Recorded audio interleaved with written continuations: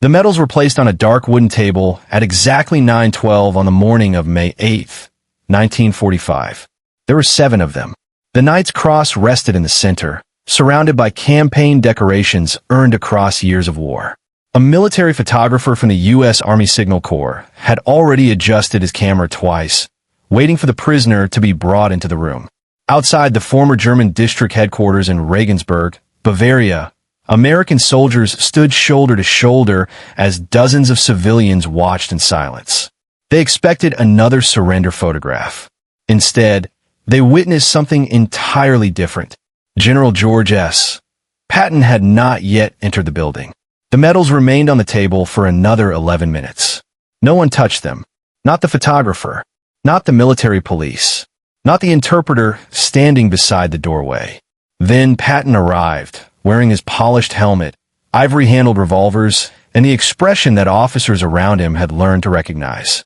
It was the look he carried whenever he believed discipline mattered more than ceremony. The German prisoner looked directly at the medals before anyone else did. He had worn them proudly for years. They represented victories in Poland, France, and the Soviet Union. They represented promotions, prestige, and the personal favor of Adolf Hitler himself. But inside that room, they represented something else entirely. Patton stopped beside the table. He never reached for the decorations. Instead, he asked a single question. Who decided those stay on his uniform? No one answered. For nearly 40 seconds, the room remained completely silent. The photographer slowly lowered his camera. The interpreter glanced toward the military police commander, but received no reply. Patton looked at the medals once more before quietly giving an order that would ensure those decorations never appeared in the official surrender photographs taken that morning. Subscribe.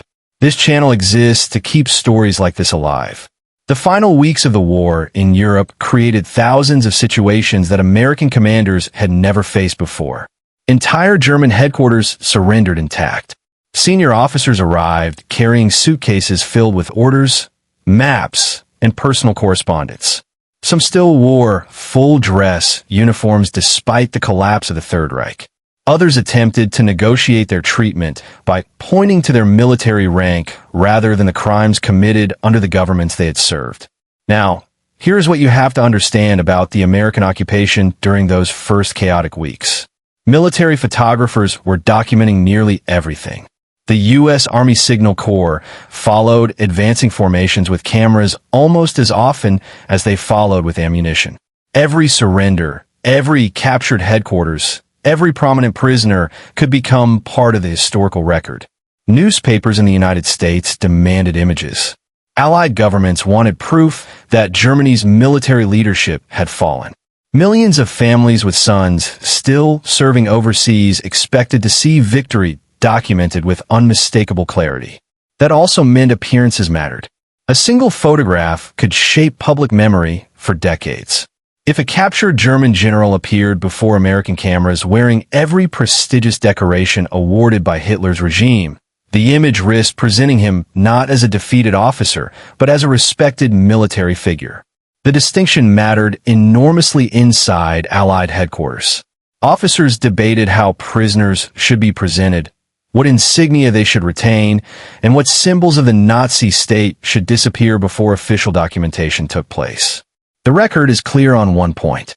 After Germany's unconditional surrender on May 8, 1945, Allied authorities rapidly removed Nazi emblems from public buildings, military facilities, official documents, and uniforms whenever practical.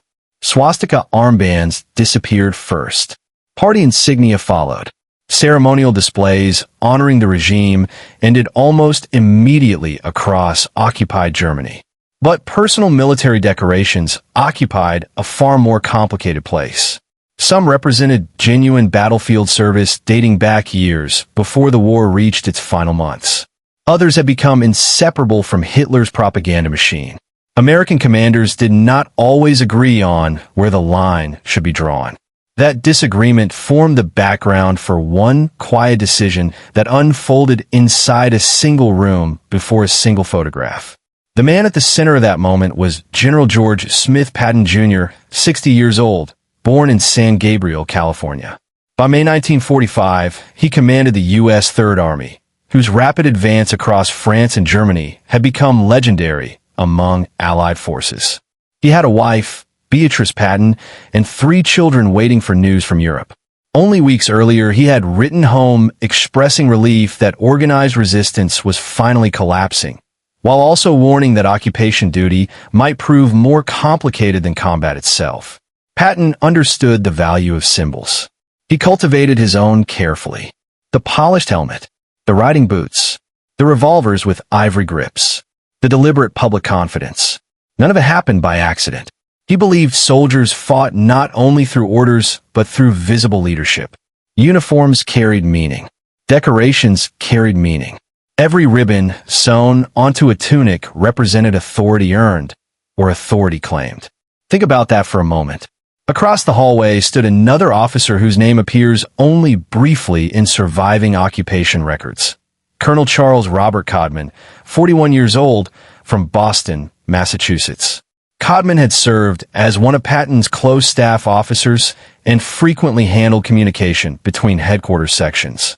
Like many officers working during the occupation, his responsibilities shifted daily from combat planning to prisoner administration, document collection, and coordination with Allied investigators searching for evidence of war crimes. Boxes of captured files arrived almost hourly. Personnel records, promotion orders, award citations, correspondence between army groups, official portraits. Some documents were neatly organized. Others have been burned around the edges in hurried attempts to destroy evidence before surrender. Bear with me. Those files would soon become more valuable than many captured weapons. Inside them, investigators hoped to identify which officers had merely served as professional soldiers and which had directly participated in crimes committed across occupied Europe. For many German generals, medals no longer represented honor. They represented questions. Where they earned them? Under whose command? At what cost? And perhaps most importantly, what story would those decorations tell once the cameras began recording history? The first inventory report reached 3rd Army headquarters on May 9, 1945, a little after 2:30 in the afternoon. It was not typed on polished stationery or bound inside an official case. The pages had been gathered from several captured headquarters, stapled together by hand, and marked only with a penciled notation reading, "Senior Officers, Personal Effects Pending Review." There were 64 pages. Each listed the possessions taken from captured German generals during the first days after Germany's surrender. Uniforms, field maps, private diaries, service pistols, photographs of families, award certificates, and military decorations. At first glance, the report looked like nothing more than routine military paperwork. Every army in history has cataloged the belongings of prisoners. But this document carried unusual importance because Allied investigators were trying to answer a larger question. Who had simply fought the war? And who had helped sustain the regime that started it? See, what most people don't realize is that the Allied occupation was not only about disarming Germany. It was about preserving evidence before it disappeared forever. Entire filing cabinets had already been burned. Some headquarters had destroyed promotion records hours before surrendering. Others had hidden personnel files behind false walls or buried them beneath collapsed buildings. Every surviving document suddenly became valuable. The officers assembling the report understood that. One of them was Major Richard Henry Wallace, 38 years old, from Columbus, Ohio. Before the war, he had worked as an attorney specializing in corporate records. His legal background made him unusually qualified for organizing captured military archives. Instead of looking only at names and ranks, Wallace searched for patterns. Which officers appeared repeatedly? Who had signed orders?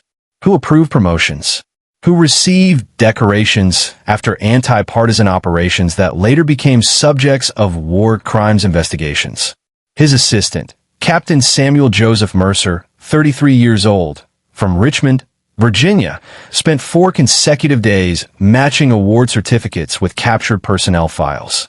Every decoration had a date. Every date led to a campaign. Every campaign pointed toward commanders who could later become witnesses or suspects. That is what the record shows. By the second week of May, investigators had already filled 3 large filing cabinets with captured German documentation from Bavaria alone. Some records were routine. Others were deeply troubling.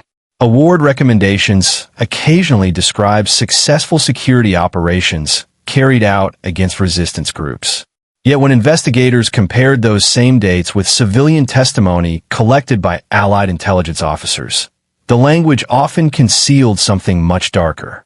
Entire villages had disappeared. Hostages had been executed. Civilian populations had been deported. Military decorations awarded afterward suddenly carried an entirely different meaning. Bear with me. Not every German officer receiving high decorations had committed crimes. Many served honorably under the traditional rules of war. Others did not. Separating those two groups became one of the most difficult tasks facing Allied investigators. General Patton understood that distinction better than many people later assumed. He respected professional soldiers. He despised political fanaticism. Throughout his campaigns in Europe, Patton had repeatedly expressed admiration for military competence, even among defeated enemies.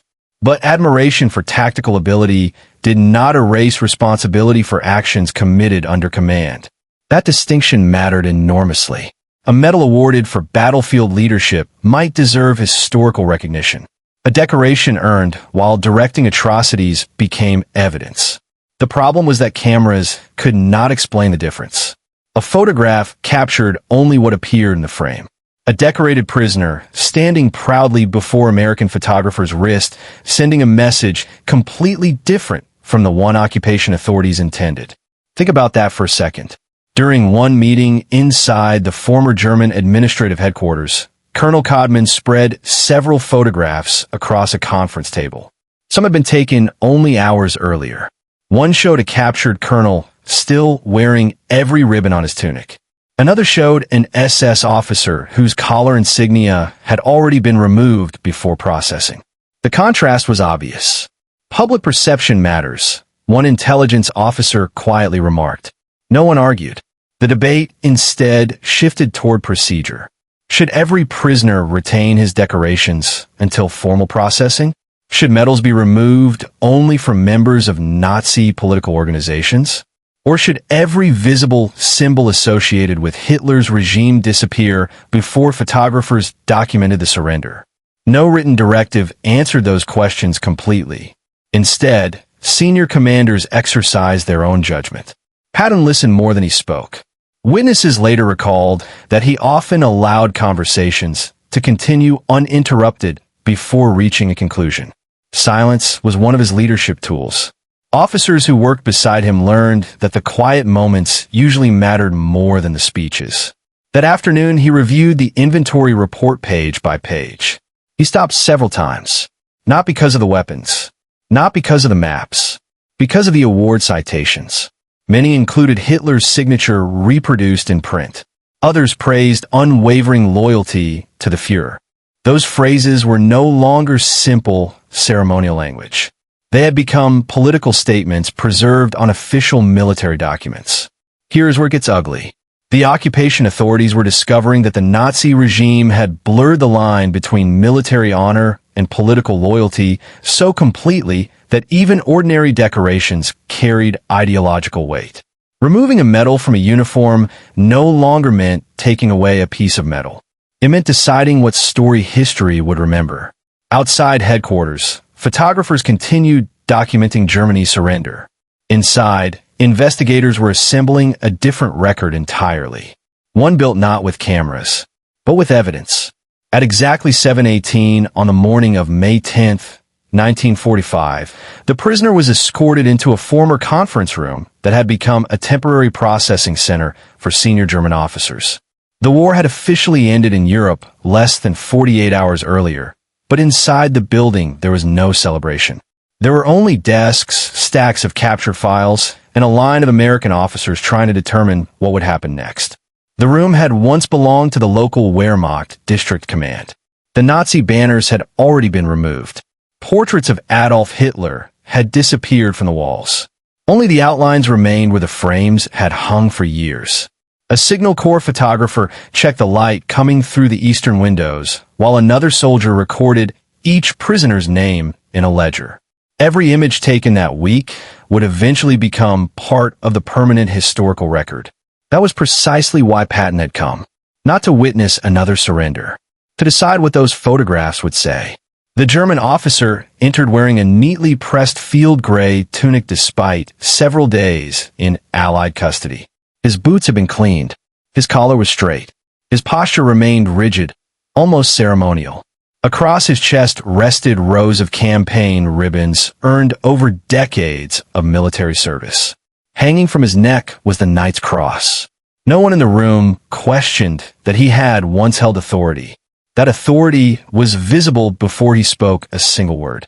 His name was General der Panzertruppe Hermann Balck, 51 years old, from Danzig, then part of the German Empire. Before the war, he had built a reputation as one of Germany's most capable armored commanders. Among Allied intelligence officers, Balck was respected as an exceptionally skilled battlefield tactician, even by men who had spent years fighting against him.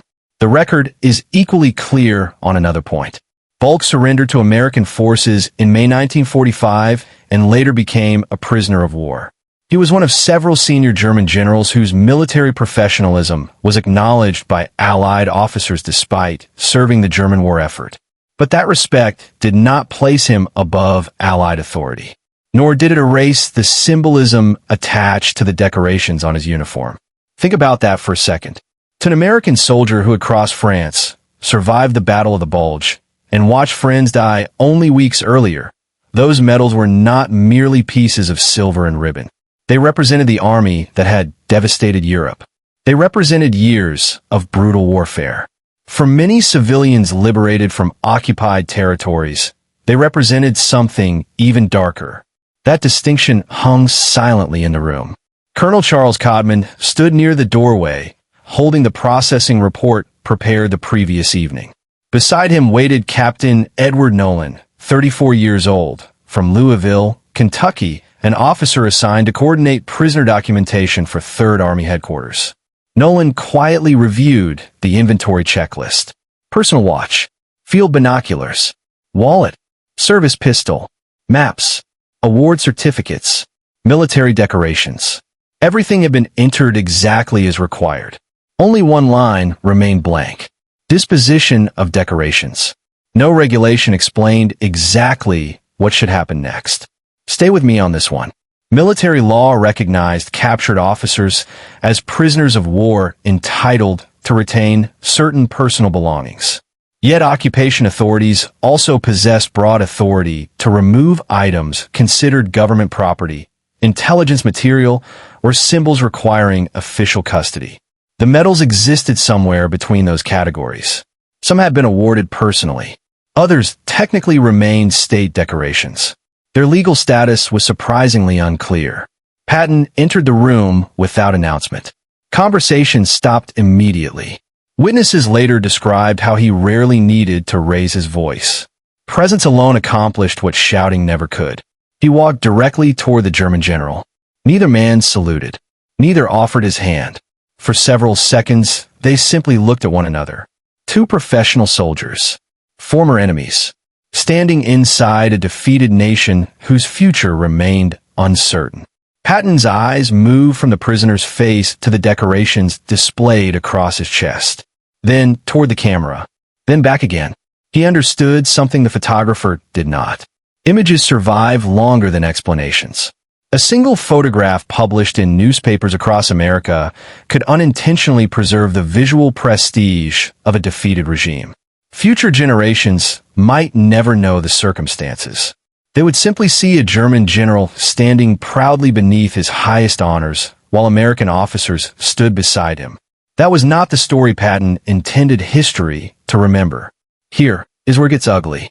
Because no matter how professionally a German officer had conducted military operations, every prestigious decoration visible on that uniform had ultimately been approved under Adolf Hitler's authority. Some bore the Führer's signature on accompanying certificates. Others had been presented during elaborate ceremonies designed for propaganda. Whether deserved through battlefield skill or political loyalty. The public could not separate one from the other. The camera certainly could not. Patton remained silent. Captain Nolan later estimated the silence lasted just over 40 minutes as processing continued around the room. No orders, no discussion, only paperwork. The photographer waited. The interpreter waited. Even the prisoner remained perfectly still. Outside, American vehicles rolled through the streets, carrying occupation troops toward new assignments. Inside, everyone sensed a decision approaching. Finally, Patton stepped closer to Colonel Codman. He spoke quietly enough that only those nearest could hear. "The medals come off." That was all he said. No speech, no anger, no humiliation, simply an instruction. Military police approached respectfully. The German general neither protested nor resisted. One by one, the decorations were carefully removed from the uniform. The Knight's Cross first, then the campaign awards, then the remaining ribbons. Each was placed individually into an evidence envelope bearing the prisoner's name, rank, date of capture, and inventory number. Nothing disappeared. Nothing was destroyed. Everything was documented. Only after the uniform no longer displayed those decorations did the photographer prepare his camera. The image captured that morning would show a defeated commander, not a decorated symbol of the Third Reich. And that distinction, in Patton's view, mattered. The investigation entered a different phase during the second week of May 1945. The fighting had ended. The paperwork had not. Across southern Germany, American intelligence officers worked from dawn until well after midnight inside former Wehrmacht headquarters that had become temporary occupation offices. Maps still covered the walls. German filing cabinets remained exactly where they had stood before the surrender. The only difference was the uniforms of the men opening them. At 8:05 on the morning of May 12, 1945, another convoy arrived at 3rd Army headquarters carrying 36 wooden crates recovered from abandoned German Army offices outside Munich. None contained weapons. Every crate contained paper, personnel records, promotion files, award recommendations, operational diaries, letters exchanged between headquarters, bundles of documents tied together with ordinary string. What appeared ordinary would soon become extraordinary. See, what most people don't realize is that wars are often understood through battles, but judged through records. The battlefield decides who wins. The archives explain how. Major Richard Henry Wallace, 38 years old, from Columbus, Ohio, supervised the cataloging operation. Before the war, he had spent more than a decade organizing legal evidence for civil courts. Now he applied the same methodical discipline to thousands of captured German documents. Every page received a number. Every signature was photographed. Every folder was logged with the location where it had been found. Nothing was discarded. The record had to remain complete. Bear with me. One of the first discoveries came inside a steel filing cabinet that required almost an hour to force open. Inside were personnel evaluations for senior German officers. Many were routine. Others contained recommendations signed by commanders whose own names were already appearing in Allied investigations. Award citations praised exceptional leadership. Promotion recommendations mentioned successful security operations. Operational summaries described actions against enemy elements. The language sounded clinical. The investigators knew better. By comparing those documents with reports gathered from liberated towns across France, Belgium, the Netherlands, and Germany, intelligence officers began identifying places where official military language concealed actions against civilians. The paperwork did not prove every allegation, but it pointed investigators toward the questions that needed asking. Think about that for a second. A medal alone proved nothing. Neither did a promotion. Neither did a favorable evaluation. But together, with operational orders, witness testimony, transport records, and captured correspondence, they formed something much stronger. Evidence. That was the difference between wartime rumor and post-war justice. Colonel Charles Codman spent much of that week coordinating with officers from the Judge Advocate General's Department and the Counterintelligence Corps. Their task was not simply to punish Germany's defeated military. Their task was to separate responsibility. Who issued the orders? Who signed them? Who carried them out? Who objected? Who remained silent? Those questions mattered because the Allies intended to prosecute individuals, not entire armies. That principle would later define the military tribunals held after the war. The record is clear on this point. The Allies devoted enormous effort to preserving captured German records because documents often carried greater evidentiary value than personal recollections. Memories faded. Handwritten orders did not. General Patton understood the importance of those records, even though his primary responsibility remained governing the American occupation zone. He expected discipline from his own troops.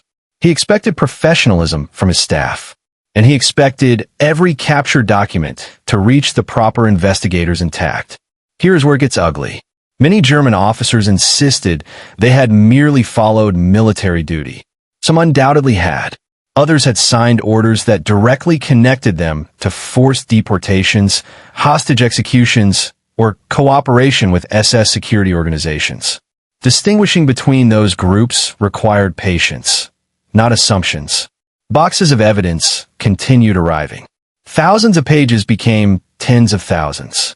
The work rarely appeared in newspaper headlines. Photographers preferred images of victory parades. The public celebrated the end of the war. Meanwhile, inside quiet occupation offices, clerks, translators, archivists, lawyers, and intelligence officers assembled the documentary foundation that would shape the world's understanding of the Third Reich for generations. Stay with me on this one, because one seemingly insignificant discovery would soon force investigators to revisit the career of a captured German general whose wartime record looked far more complicated than anyone first believed. That investigation would eventually reach beyond ordinary military service and into decisions made far from the battlefield. The documents did not arrive together. They surfaced over several months, collected from different headquarters, regional archives, and abandoned government offices scattered across the American occupation zone. Some had survived untouched inside locked safes. Others had been recovered from partially burned buildings where retreating German personnel had tried to destroy official records before Allied troops arrived.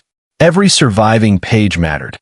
By the summer of 1945, investigators had assembled one of the largest collections of captured German military records ever gathered. Thousands of personnel files, operational orders, transportation logs, and correspondence were now being examined by teams of translators, intelligence officers, and legal specialists. The process moved slowly. It had to. Accuracy mattered more than speed. See, what most people don't realize is that proving responsibility in wartime rarely depends on a single dramatic discovery. Instead, investigators build a timeline. One document confirms another. A signature matches an order. An operational diary matches a witness statement. A transportation record confirms the movement of prisoners. Piece by piece, an ordinary filing cabinet becomes evidence. Major Richard Henry Wallace spent nearly 3 weeks reviewing captured personnel files connected to senior German commanders operating in southern Germany during the final year of the war. Many files revealed nothing unexpected. Routine inspections, leave requests, training reports, promotion recommendations. Then one folder immediately caught his attention. It contained correspondence between Army headquarters and civilian authorities regarding security operations carried out during the final months of the conflict. The military language appeared careful, deliberately careful. Terms like protective custody, special evacuation, areas secured. None explained exactly what had happened. But investigators had already learned to compare official wording against eyewitness testimony collected after liberation. Think about that for a second. Governments often preserve paperwork long after they destroy physical evidence. Paper remembers. The investigators began requesting additional records from neighboring occupation commands. British officers supplied copies of captured communications. French authorities forwarded reports gathered after the liberation of occupied territory. American counterintelligence corps agents contributed interviews conducted with former local officials and civilians. No single document answered every question. Together, However, they created something far more powerful: a complete chronology. Colonel Charles Codman later described the work as assembling a puzzle whose pieces had been scattered across an entire continent. Some records originated in Berlin. Others came from Munich. Others had crossed national borders before finally reaching Allied archives. The record is clear on this point. The Allied occupation authorities believed documentary evidence would become essential for future military tribunals. That belief proved correct. Many of the prosecutions that followed relied heavily upon captured German records preserved during those first months after the surrender. General Patton observed much of this process from the perspective of an army commander responsible for governing millions of civilians inside the American occupation zone.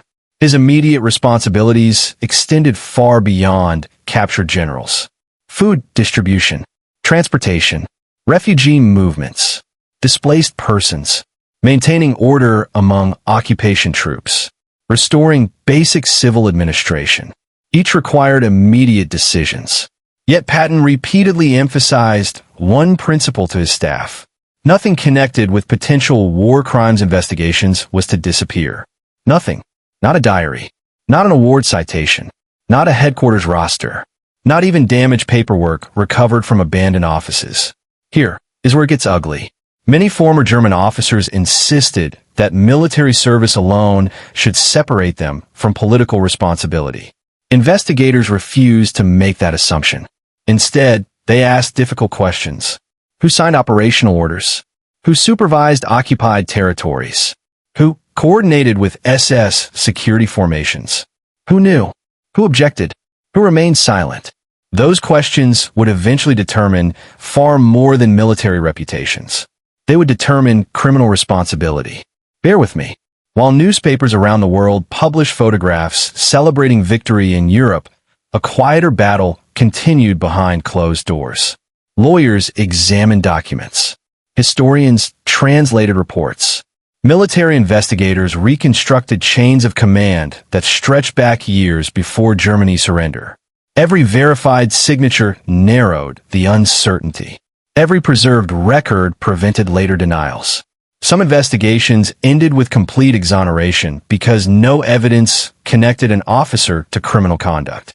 Others uncovered documentation that prosecutors would later present before international and military courts. Justice, the investigators believed, depended less upon emotion than upon evidence. That belief shaped every decision they made. By late 1945, millions of captured pages had entered Allied custody. Many would later be transferred into permanent archival collections where historians continue studying them decades after the war ended. The medals, uniforms, and ceremonial symbols that once represented power gradually became museum objects. The documents became something else. They became memory. And memory, preserved on paper, proved far more enduring than any decoration ever pinned to a uniform. The documents did not arrive together. They surfaced over several months, collected from different headquarters, regional archives, and abandoned government offices scattered across the American occupation zone. Some had survived untouched inside locked safes. Others had been recovered from partially burned buildings where retreating German personnel had tried to destroy official records before Allied troops arrived. Every surviving page mattered. By the summer of 1945, investigators had assembled one of the largest collections of captured German military records ever gathered. Thousands of personnel files, operational orders, transportation logs, and correspondence were now being examined by teams of translators, intelligence officers, and legal specialists. The process moved slowly. It had to. Accuracy mattered more than speed. See, what most people don't realize is that proving responsibility in wartime rarely depends on a single dramatic discovery. Instead, investigators build a timeline. One document confirms another. A signature matches an order. An operational diary matches a witness statement. A transportation record confirms the movement of prisoners. Piece by piece, an ordinary filing cabinet becomes evidence. Major Richard Henry Wallace spent nearly 3 weeks reviewing captured personnel files connected to senior German commanders operating in southern Germany during the final year of the war. Many files revealed nothing unexpected. Routine inspections, leave requests, training reports, promotion recommendations. Then one folder immediately caught his attention. It contained correspondence between Army headquarters and civilian authorities regarding security operations carried out during the final months of the conflict. The military language appeared careful, deliberately careful. Terms like protective custody, special evacuation, areas secured. None explained exactly what had happened. But investigators had already learned to compare official wording against eyewitness testimony collected after liberation. Think about that for a second. Governments often preserve paperwork long after they destroy physical evidence. Paper remembers. The investigators began requesting additional records from neighboring occupation commands. British officers supplied copies of captured communications. French authorities forwarded reports gathered after the liberation of occupied territory. American counterintelligence corps agents contributed interviews conducted with former local officials and civilians. No single document answered every question. Together, however, they created something far more powerful: a complete chronology. Colonel Charles Codman later described the work as assembling a puzzle whose pieces had been scattered across an entire continent. Some records originated in Berlin. Others came from Munich. Others had crossed national borders before finally reaching Allied archives. The record is clear on this point. The Allied occupation authorities believed documentary evidence would become essential for future military tribunals. That belief proved correct. Many of the prosecutions that followed relied heavily upon captured German records preserved during those first months after the surrender. General Patton observed much of this process from the perspective of an army commander responsible for governing millions of civilians inside the American occupation zone. His immediate responsibilities extended far beyond captured generals. Food distribution, transportation, refugee movements, displaced persons, maintaining order among occupation troops, restoring basic civil administration. Each required immediate decisions. Yet Patton repeatedly emphasized one principle to his staff. Nothing connected with potential war crimes investigations was to disappear. Nothing. Not a diary. Not an award citation. Not a headquarters roster. Not even damaged paperwork recovered from abandoned offices.